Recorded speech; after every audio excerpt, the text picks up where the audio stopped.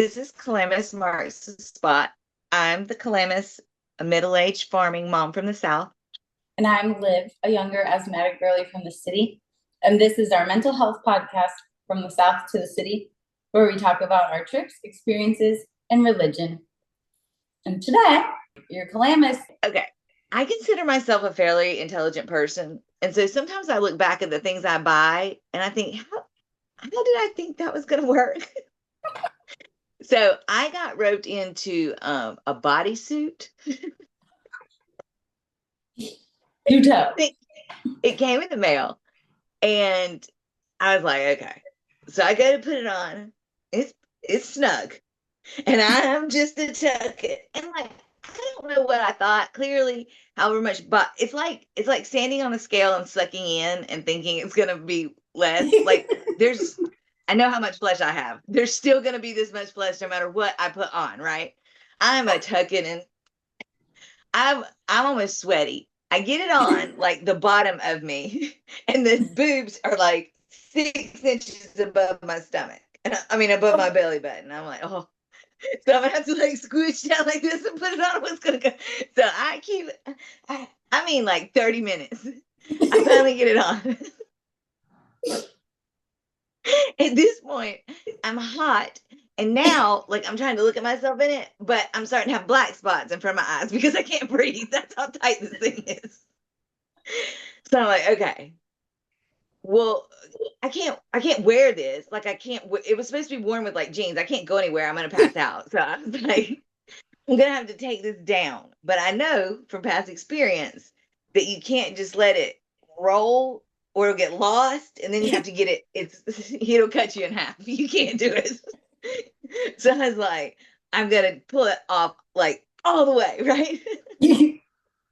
Peel yourself like a banana. Yes. When I got like a centimeter past halfway, when I tell you the velocity at which my flesh popped out of that fabric, that I caught it in the mirror and I scared myself. I thought I had ripped my skin off because it was like Ricochet. thinking like, thank God that it wasn't like during sexy time. I could have broke Brandon's arm. There could have been injuries. If it had been like a first time, I would have just had to get my stuff and left. I couldn't have put it back on and I would have been too embarrassed. So you would have just had to leave. Oh my God. This is so good. it was it So, was rough. was this like a Spanx situation? It wasn't that brand, but it was, yes, it was. I've never seen material like it. It was kind of like chainmail, but I don't know. Like obviously I need to lose weight to get into it, but also possibly have a rib or two removed. What a Calamus. Yes. Well, I'm hoping I'm saving other people. Try on your bodysuit before your date because it can get dangerous. Things be flying everywhere. I did. I thought I had ripped my skin off. I was like, I saw in the mirror. It just did. It was rough. It was rough. Oh, I'm glad you made it through that. I did. Now, like from certain angles, it looked very good. You look snatched, but you had to be real careful. You really have to choose your activities while wearing Yes. bodysuits wisely. Now, I know that there are sitting jeans that you should never wear to dinner. And so that feels like one of those garments. Yes. Yes. And today we're interviewing CJ. And CJ, me and you we knew each other. It's teenagers, young, 12, 13, probably even until we drove, I would say. I think so. Yeah. Yeah. And so tell me about your background because I don't really know. I know you and your mom used to come and your grandma? No, so it was me and my two sisters and my mom, and then my sister had a kid that was like 3 years younger than me, my niece that came. So those were the most prominent ones. I know my brother, I've got a big family, so My brothers, once they hit high school, I don't think they came, but they're so much older than me, so it probably wasn't around the same time. Came as in into the cult. Yeah, yeah. So my mother was like third generation. Her father was in it, and his mother was in it. Her mother was in it. So I was born into it. I had no idea. Were they from around here No, or around from where we were? my mom's family's from Kansas. My mom and dad both were from Kansas. So they moved. My dad wasn't Jehovah Witness or anything, but my mom was, and he just kind of let her do her thing. And the brothers tried to convert my dad, but he just wouldn't have it. So Did he ever tell you why? Like, what about it he didn't like? Well, my dad was real into like dirt track racing and stuff like that, and they told him he'd have to give up stuff like that, being competitive, and he just wasn't into giving that up. So organized fun, only organized fear. Yeah, he wasn't gonna give up his, because that was the whole reason for my family moving to North Carolina was they moved out here in 77. I wasn't born until 81. But the reason why they moved out here was NASCAR. You know, Oh, so my dad was trying to get into NASCAR, and he did a lot of dirt track racing, but my brother actually ended up working for NASCAR years later. But oh. Did you ever get baptized? no, I never did because I watched my sisters go through a lot in the religion. Um, my sister actually got disfellowshipped twice.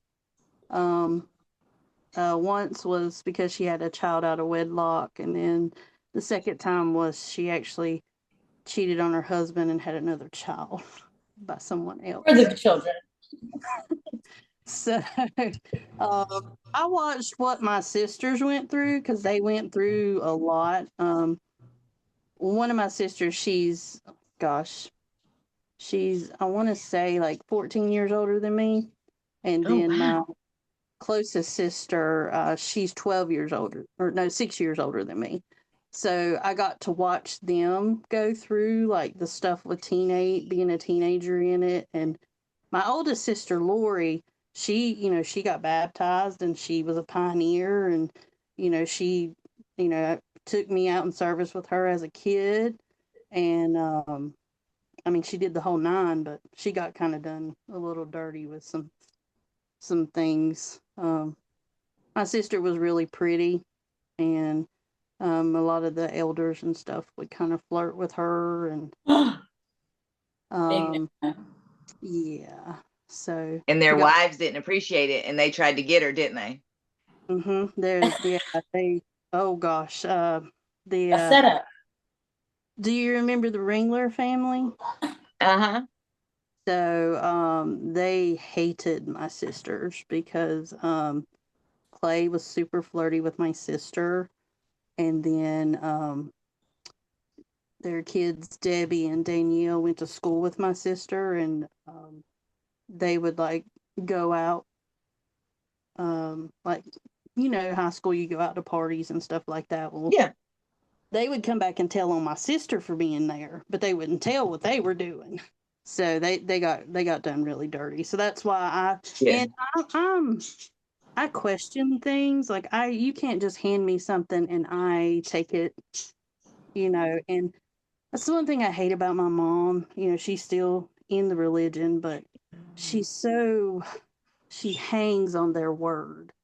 If they say it's so, and I I I feel like she's so brainwashed. But I mean, she's grown up in it, and it's all she ever knows. But Do you think she ever questioned it at all, or do you think she never questioned it? she's went through periods of time where she wouldn't go and participate, but it would be because she got her feelings hurt. It wasn't that she ever questioned their beliefs or anything. I mean, she's we've had many arguments in my adult age, just over certain teachings and just different. I ask questions and then she'll give me an answer, and I'm like, but why this? And it always comes back to, we have the truth. Okay, well, if it's the truth, show it to me, and don't show it to me in a watchtower or in a way or uh, the New World Translation. Show me someone else, because those publications, they're you guys publish them, And change them all the time. Yeah. Was there like one teaching in particular that was like you thought, this is where I know this is not it? Well, my mom always said, you would choose religion over your kid. And I would always ask her, even I remember this even as like, because I started questioning things around like 13, 14. And I'm like, so you mean to tell me if somebody had a gun to my head and wanted you to choose religion or me, you would choose religion? And she's like, yeah, I'm sorry, but I'll see. And so that's why I have such a messed up relationship with religion now. Because with my kids, I'm completely different. My kids are always my focus. They are always what I first. Me and my husband have always, hell or high water is our kids. Yeah. Yeah, that's what I always say to that's what I said to last week. We talked to somebody who's a mom, and I said, like, after you looked at your kids, could you ever imagine being like, you took some risky pictures, I'm not going to talk to you ever again? Like, I could never. That's the disfellowshipping thing that bothers me, because anybody that reads the Bible and has knowledge of the Bible, Jesus hung out with thieves, and he didn't disassociate because he messed up in life. And I'm all about second chances, and maybe that's why, because what the religion I grew up in. But watching my sister have to go through that twice and having to sit in the Kingdom Hall, and technically we weren't even supposed to talk to her, but of course we did. But just to shun somebody, that just feels so like Old Testament, let's stone her. And your mom said that she would choose religion because she'd see you in paradise. Oh yeah, she'd see me again. Yeah. I have such a I have loads of stories about my mother. For sure. My husband, I don't know if you know, my husband just passed away this past June, and I just really had to tell her to just drop it, because she's, you'll see him in paradise and all this stuff, and I'm just like, Mama, just well, you've got to get baptized, and you've got to join it so you'll be there with him. And it's it's not helping. Mom, just hush. I can't handle it. I don't know where you go after you die, because I have such a messed up view of things now. Did you meet Joshua? Was he associated with the congregation at all, or? Oh no. He used to love to argue with my mom. That was one of his things. But no, he grew up Baptist, so it's completely different can of worms. Did your mom come to your wedding or Josh's funeral? She didn't come to Josh's funeral. She did come to my wedding, but she let me know when I planned it that if it was in a church, she would not step foot in the church. But she had nothing to do with like planning my wedding or anything like that. Did you want it to be in a church and then you decide not to for her?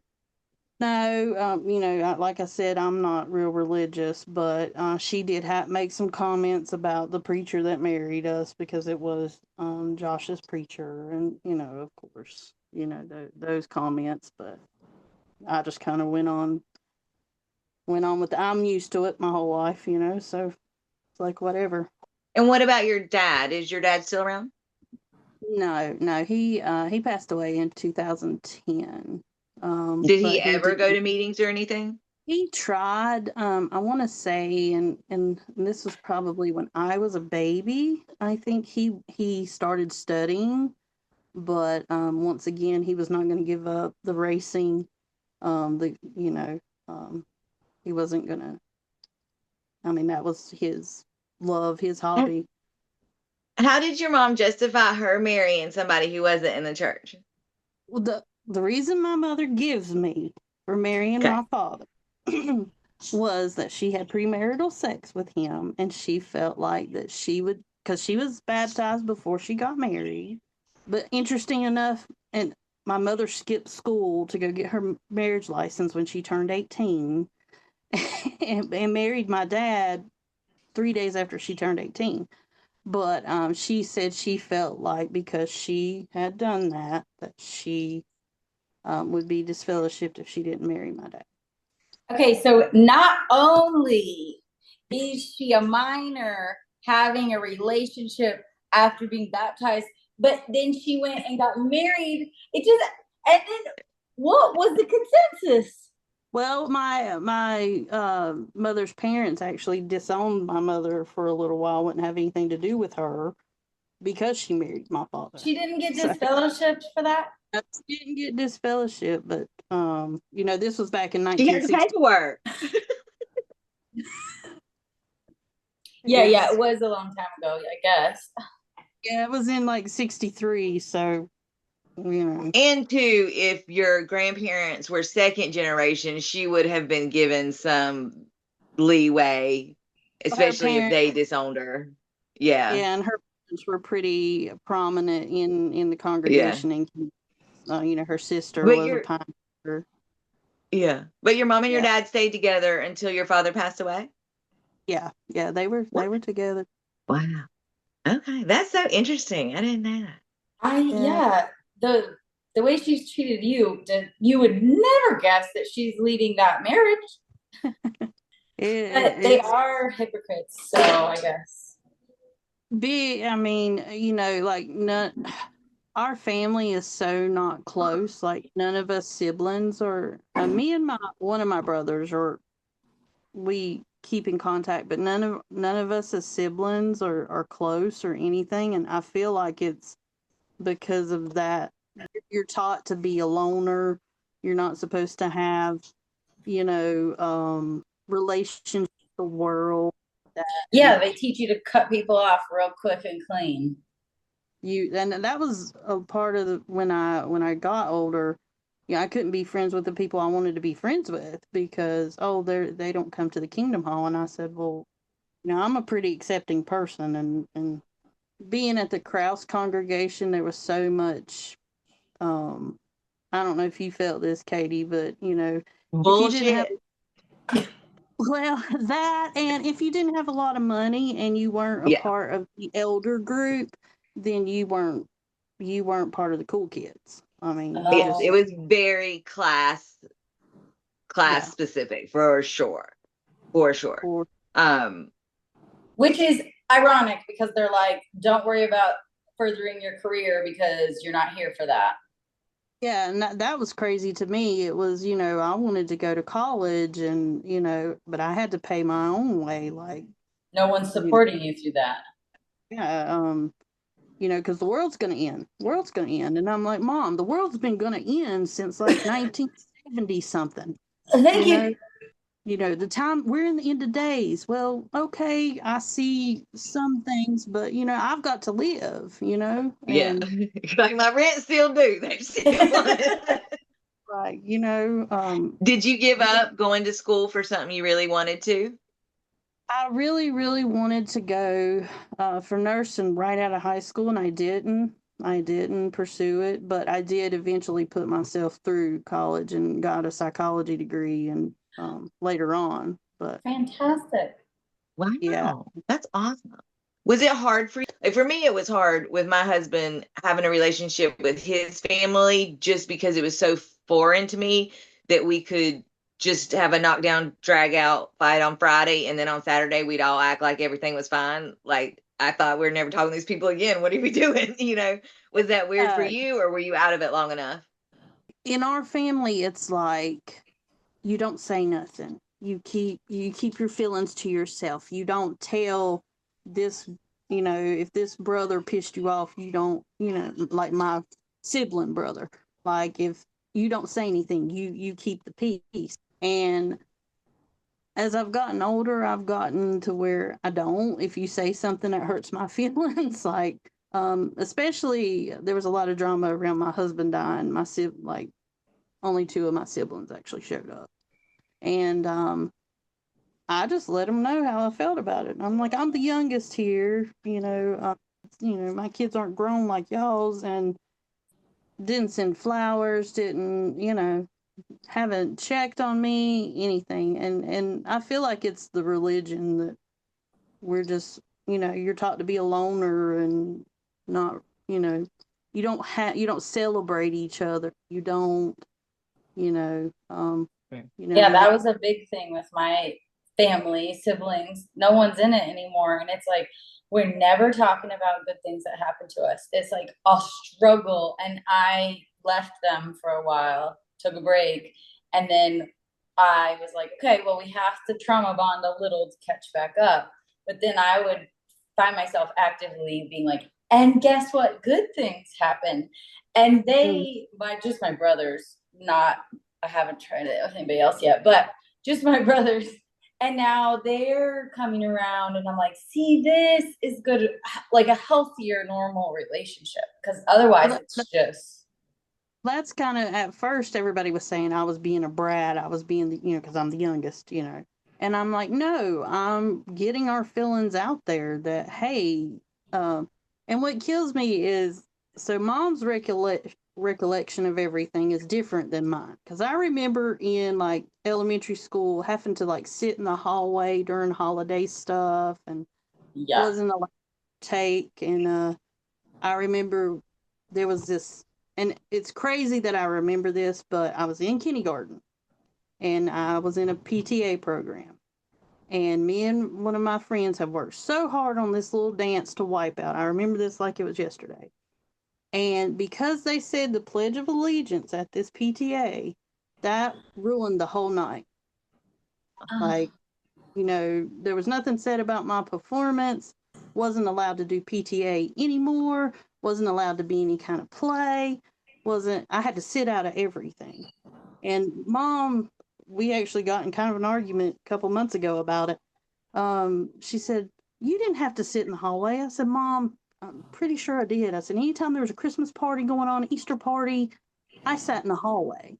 And she's like, I would have never let you sit in the hallway. Mom, you told them to put me in the hallway. So, yeah, your little kid self isn't like, please excuse me, I'm going to go sit alone. Yeah, and that didn't happen to you. And I'm like, Mom, I'm pretty sure it did.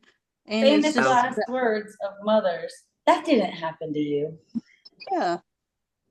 I can attest that we were sitting in the hallway or the library, and you were lucky if you got to go to the library. Yeah, most of the people sitting in the hallway, right? Had a little desk. Yeah. I remember. Yeah. Because I was like, oh God, people are going to think I'm strange, Mm-hmm. I mean, you kind of didn't want people to know, but I mean, you had, once I got a little older, I could, hide it a little more, but. So I remember, in younger grades, it was like everyone had to know because it's all about parties, right? It's all about the birthday and the Christmas. It's like the whole month. And then in 5th grade, I didn't even realize that no one knew this time, only my one teacher. And, a group of like 3 or 4 got chose to go to the office and do the announcements every so often. And I finally got chose. I'm so excited. And I go up there and they do the Pledge of Allegiance first. And I just stood there and the principal looks at me and she goes, put your hand on your heart. And you want to talk about struck by lightning? That was my first time. I was like, did it so slow. And I'm like in a full body paralyzed panic because I was not going to ever question authority. But now I'm in the crossroads because you're worldly authority And my Jesus. Oh my God. Right. So I was like, I'm never doing that again. Well, this is how crazy it got. I wanted to play volleyball in high school, and my mother said no, I could not play volleyball. So I found my own ride to practices. I found my own ride to games, and I played volleyball. But then I find out, and I've just found this out probably 2 or 3 years ago. My mom played basketball, baseball. She did cheerleading. She did all this stuff. And I said, Oh. minute. Wait a minute.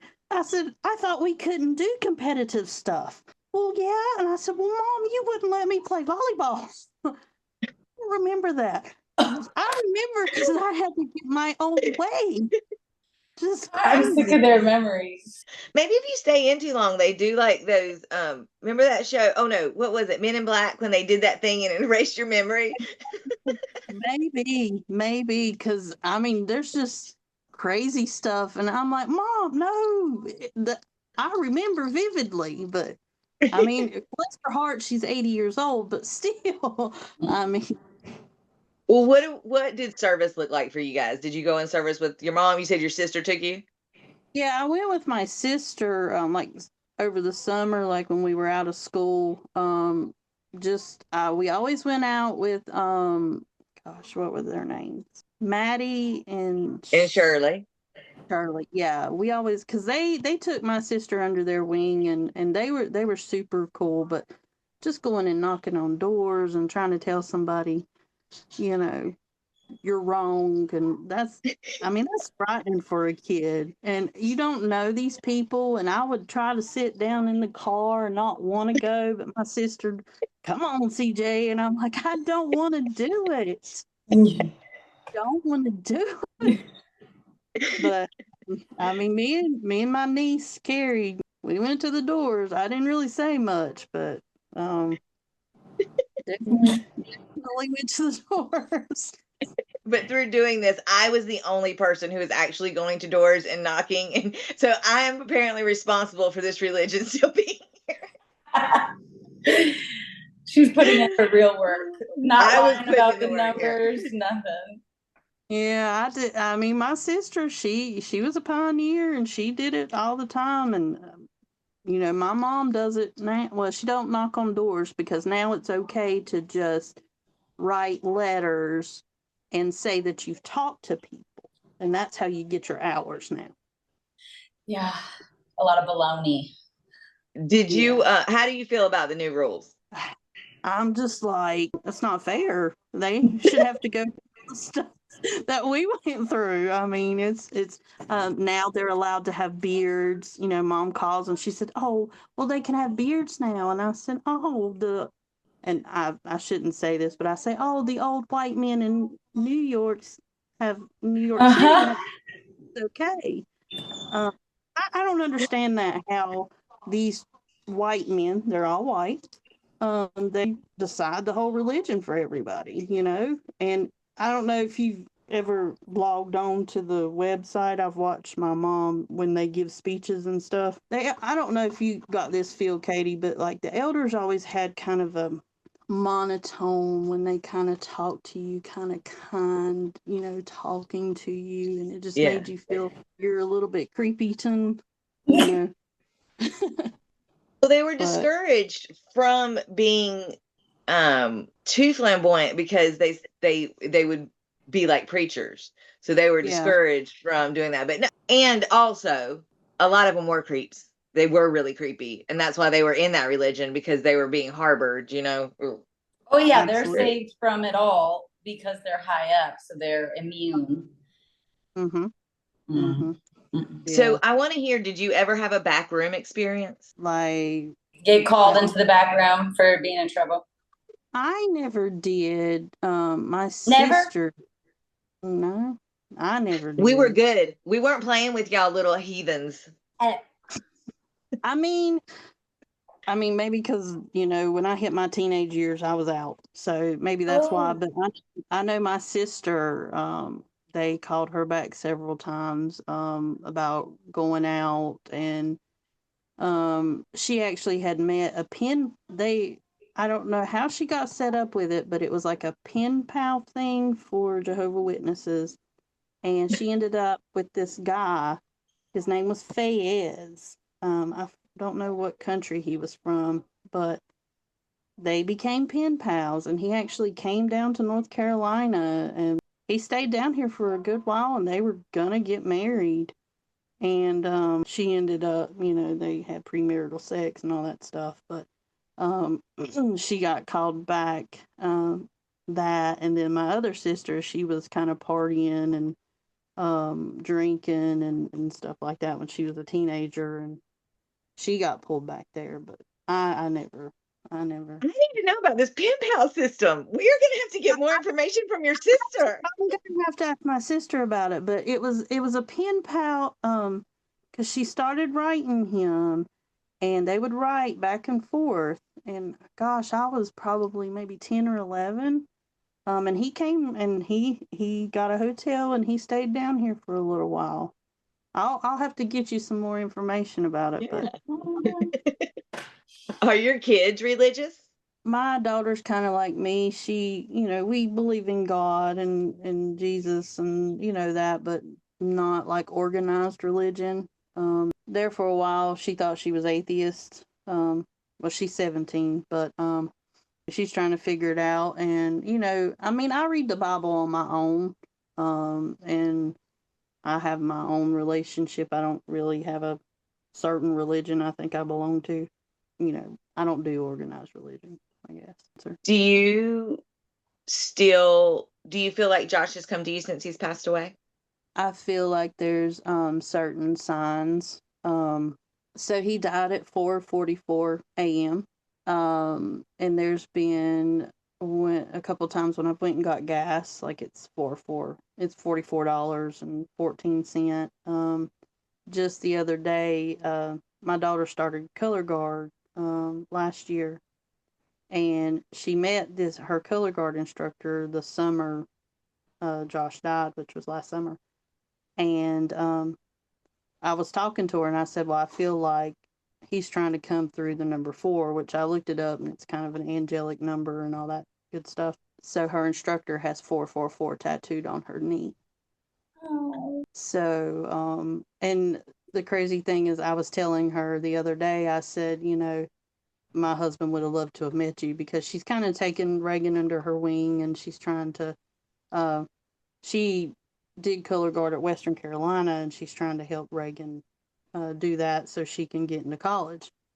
And I said, well, maybe Josh sent you, to meet her. And she's like, and we were talking about the 444, and she's like, I've got that tattooed on me. I said, no, you don't. And she said, yeah, I do. And she pulled up her leg, and sure enough, right there above her knee is a 444. So there's just, it's that's I've been struggling a lot, because I don't know, I don't know what happens when you die. Yeah. Do you go to sleep? Are you in heaven? Are you just a spirit in the world? Totally. But I do feel him around, and there's just certain things that happen, that certain things just fall into play perfectly, and it has to be some kind of intervention. Did you know you took my baby girl name? That's what I was going to name my daughter if I had a baby girl. Really? Josh picked that out. He picked that out. I picked out Phoenix. Her middle name is Phoenix. Cute. Yeah, and then my son's name is Lyric, because my husband and his whole family are musically talented. So I gave him a stage name. So hopefully, that's good. I mean, he's in band right now, so we'll see. Was there somebody who was always telling on you, or you weren't around during the tattletale phase? My mom started, I don't know why they had my mom study, because she was like born into it, but they had this Sherry Brooks. She was in study with mom, and I guess to get mom back on track, it was one of those times when mom had stopped coming. And gosh, she would go back, and I'd be at the house, I wouldn't be a part of there. And she'd see me out in Lincolnton doing something, and she'd just go back and tell, just anything I was doing. And she'd go tell on my mama and tell on my sisters, and and like I said, the Ringler girls, they hold on my sisters for everything. Yeah. But But for reference, the town we grew up in, I had there was what, 3 stoplights. It's not like there was clubs. Nobody was out. I mean, we were not running the roads acting foolish. It was very, very mild stuff. we obviously weren't in Las Vegas, being showgirls or none of that stuff. But I mean, Yeah. being teenagers. It was good enough to have dirt to tell on. Yeah. Oh yeah. I mean, they're just super, super judgmental about everything. And Lincoln's such a small town. It still is. Is there something that you thought was normal growing up that you found out wasn't normal? Being alone, or not being, not having those close relationships. I have like a couple people that I'm even really close now. Because, just so used to being, I'm not supposed to, even though you get out of it, it's still in your personality that you don't fraternize. And I notice that sometimes when, I'm at a big social thing, like socialize, I just kind of sit there sometimes. Do you celebrate with your kids? Do you like doing the holidays with your kids? I think I go overboard now. I think I really, I made sure to make a big deal of their birthdays and make sure it's individualized. We do Christmas, Thanksgiving, I mean, we do most of the holidays. Did you low-key celebrate any holidays when y'all were in? Oh, how did you do it with your dad? I forgot. This is how we did Christmas. Mom would let us go to the store and pick stuff out, but it could not be wrapped. And, we didn't have trees. We didn't have, all that stuff. But Dad would get a Christmas bonus and we could go pick out something at the store. It was still Christmas, but not. Got it. So, that was great. That is great. It's all about don't make it look like that. Don't get caught. Yeah. Don't make it look like that. And just be quiet and don't ask questions. Like, the funny thing is, so my mom turned 80 this year. So my sister goes over there and she takes the big 8 and 0 and takes cupcakes over there and all that stuff. And this is the funny thing. She put a happy birthday thing on my mom's door at her apartment. And I said, Mom's going to flip. And she said, so we're celebrating her birthday. So Mom didn't go to the Kingdom Hall because they pick her up because Mom can't drive. And she said, well, I can't go this Sunday because they'll see this stuff on my door.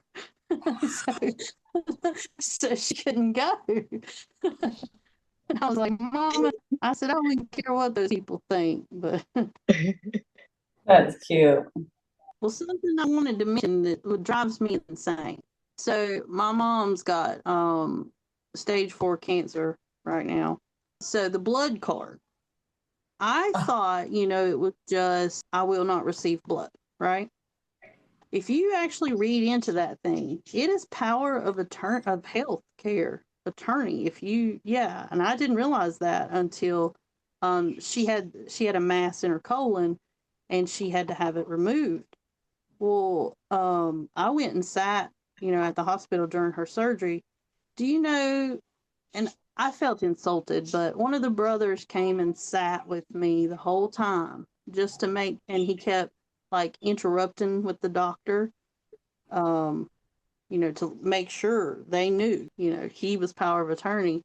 And my husband, he was alive then, and he kept calling him Dr. Death because he just kind of sat there. And then he tried to hand, a pamphlet to my husband, and he said, now's not the time for that.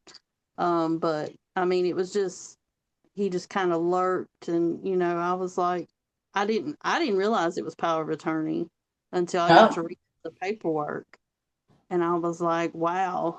It says durable healthcare power of attorney. Yeah, it does. I didn't think anybody really took it seriously, though. I didn't think it was like legal.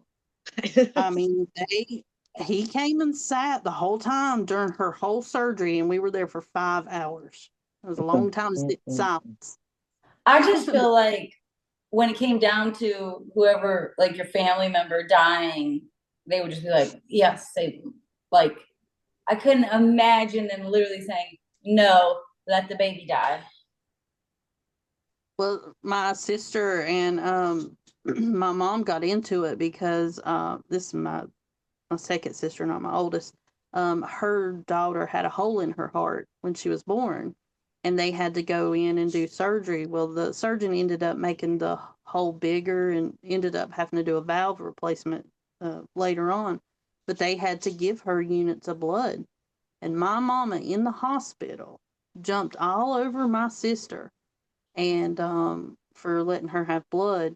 And my sister, just in the middle of the hospital, yelled at my mama and told her, she said, God can forgive me if it's wrong for me saving my child. And I mean, this is traumatic stuff, I go through, just watching, and I'm just like, good, I mean, I couldn't imagine my daughter, and I know that blood could save her. And I can't believe it's not something they change. You're going to let us wear pants and have a beard, but you're not going to let somebody's life be saved. Well, that was part of the nursing thing. My mom was like, well, are you going to give blood? And I was like, well, if it'll save somebody, yeah, that's what I wanted to do, was be a nurse. And then I don't understand the teaching of it. That's one of those teachings that show me God gives you the ability and the intelligence to have this technology. Why not use it? And see, I don't understand how people in the governing body and people that think they're going to be part of the 144,000, only they know. Right. That's the teaching. So how do you really know? How do you know that it's not somebody just playing? I mean, we need to get one of them on. If it came to you in a spiritual dream, are we teetering on pagan? Yeah, were you drinking last night? We need to know. I know, and why us people that were born in a later generation, why didn't we get that chance? I mean, Yeah, because they had to make it unattainable.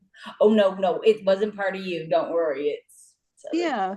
It's well, you're gonna get to live in paradise. Like, if I get to live up there with him, like, and make the rules. Yeah. No, I want to be sitting and giving rules. I don't want to be farming my whole life for all eternity.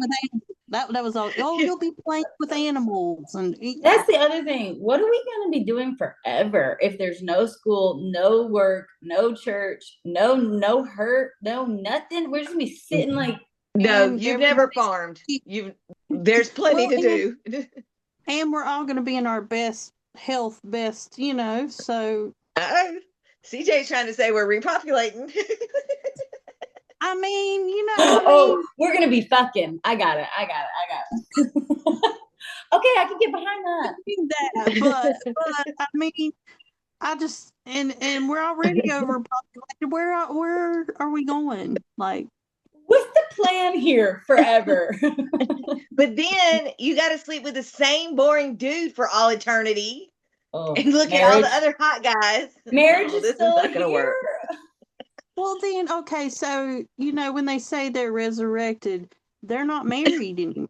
So, like, my mom and dad would not be married, right? So, second chance, yeah. So, wakes up and he thinks he's married to mom. He's like, hold up, buddy. You got to win this again. Not in this lifetime. Well, we've already done this one time. Maybe, let's try branch out. Yeah, branch out. Let's see other people. You're like, remember, if you love someone, you let it go. Because Miss Fingers will come back, right? Yes. It's good to know. I didn't really think about growing up in a cult until I was watching the Scientology, Leah Remini and the Scientology, and then she did an episode on Jehovah Witnesses. And I said, you know what? This shit is cultish. Like, yeah. And when did you watch that? When it came out, I seen they were doing one on Jehovah Witnesses, and I was like, oh, and I watched it, and I sat through the whole thing, and I was like, that's so, and that's so, and I told my mom about it, and she's like, oh, they're just talking bad about us. And I said, well, Mom, don't your religion talks bad about other religions, so, I mean, it's only fair. But it came out maybe 3 years ago, Olivia, maybe during COVID or right after COVID, but it was all first person accounts. It wasn't people talking bad. It was people saying, this is what I did, this is what happened, this is what it was. Yeah, Did you ever date anybody in the congregation? No, I just, I steer clear of that because I just knew that they would know. I learned a lot from my sisters, so I was like, I'm not messing with that. And then the funniest thing is when people find out you that way is, they start asking questions like, you couldn't have any mirrors in your house? And I'm like, huh? Or you couldn't drink Pepsi? And I'm like, oh, you weren't allowed to dance? Yeah. The wrong one. Skirts or, just crazy stuff. And I'm like, no, I mean, I'll defend them to a fault, but, I'm like, that's not the trauma we experienced. It's straight from our parents, actually. I mean, that might have been in another congregation, but it wasn't mine. Mm-hmm. Yeah, because I feel like there were some families that's like, wealthy, well-to-do, you could play little sports. And then there were other families or congregations that were like, absolutely not, we don't even do that. And now I have clients and they're like, oh yeah, we had neighborhood party, blah, blah. And I'm like, are you not supposed to do the neighbors? And she's like, oh no, it's fine, we're okay. And I'm like, is this some big city shit? Because well, speaking of that, drinking is, you're not supposed to do. So my mom went out with some of the, what are they called, members? I don't know what they're called anymore. They all went to, it's a little winery down here, the City Cellar. And Mom's like, yeah, they got a drink. And I said, oh, drinking's allowed now? And she said, well, as long as you don't overdo it. And I said, oh, so that's the new rule. I said, but when, when it's convenient, it's a no. Yeah. And then I'm sure when one couple was like, oh yeah, we do it all the time. And so she's like, oh, we can like do it. Yeah. They said it so. Like, I mean, Mom's like, she'll call me once in a while and she'll say, well, I never thought of this scripture this way, but such and such said this. And I'm like, Mom, can you just think for yourself, please? Don't be so hanging on their every word. Meanwhile, my mom is like reading between the lines and manipulating it and being like, this scripture says this, so we're going to lie about this because it's okay in this circumstance. They're crazy. Yes. Bye. All right, bye. It's good seeing you. Seeing you. Okay, so little mom moment. I would just like to tell you that I thought I was doing good by teaching my children to ride a bike. We went riding and they're making fun of how far I squished down the tires. And then they voice their surprise that I know how to ride a bike. And I say, of course I know how to ride a bike. I rode a bike all the time when I was a kid. And one of them says, yeah, duh. What do you think she rode before there were cars? Little ungrateful assholes. So oh, it's so funny. I'll be wearing my onesie and riding my bike. Poor thing. Oh my God. All right, what you got for us today, girly? My PSA for, I would say, dating is to not expect everything from your one person, because I was like, you're my person, we're dating, you must be everything to me. It has to be a one-stop shop. And then in turn leads to nagging because no one can be that. So recently I have not been dating one person, but that feeling came back up unannounced because this person was giving more emotional connection to me now. So then it's like your reflexes go back into what I was doing before, your old habits. And Right.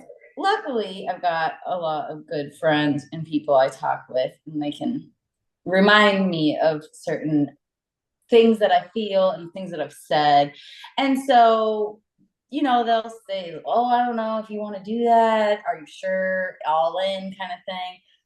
And then I remembered, even with my family, my siblings, it was like, you're in my life. You love me. You have to be everything for me. You have to be giving me, filling my cup solely, each person. And so that is something we all need to remember, especially as women, that it doesn't mean you have to date multiple people, but you can't put all your eggs in that basket. And even in a committed relationship, you have to then go get a friend for this, go get a friend for this emotional support, or this thing, or filling these needs, or filling your cup in different ways. And so that's my PSA for relationships. Because then there's a lot That's a very more, good reminder. a lot less resentment because your expectations aren't so high for this one person who impossible to fill one person's needs. For sure. That's a good reminder. Thank you. A good PSA. My question. Yes. Tell me where your favorite place to go on a date is. What's your favorite date thing? My favorite date thing is to go to a brand new fucking restaurant. Brand new. I've never been to. It needs no chain.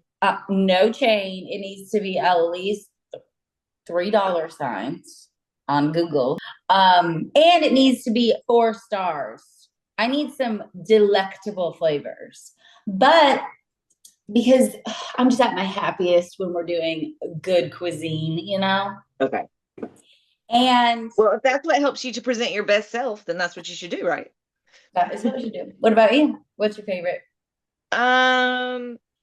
I really prefer something that's either that we're doing something so I don't have to look at you while we're talking. I don't like to look at people while we're talking, and I don't want to look at you while you're eating for sure, and I don't want you looking at me. So I'd like something more parallel. Yeah.